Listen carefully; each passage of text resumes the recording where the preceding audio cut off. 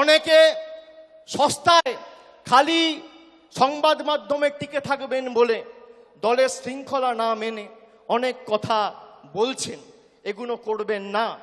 যদি কেউ দলকে ভালোবাসেন সে কোনোদিন দলের শৃঙ্খলার বাইরে যাবে না।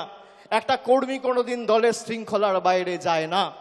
আমি এমএলএ, আমার কত ক্ষমতা, আমি দলের মুখপাত্র, আমার কত ক্ষমতা, আমি দলের সাংসদ, আমার কত ক্ষমতা, আমি টাউন চেয়ারম্যান, আমার কত ক্ষমতা দেখাতে গিয়ে আপনি দলকে ছোট করছেন। আর যারা এই কাজগুলো করেছে, একদিকে ভালো হয়েছে, তাদেরকে চিহ্নিত করা গেছে।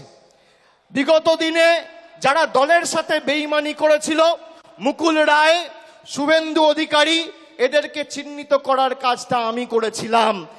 আগামী দিনেও যদি কেউ দলের সাথে বেইমানি করে, এদের চিহ্নিত করে এদের লেজে গোবরে করে প্যাকেট করে বাংলা ছাড়া করার দায়িত্বটা আমি আমার কাঁধে তুলে নিলাম।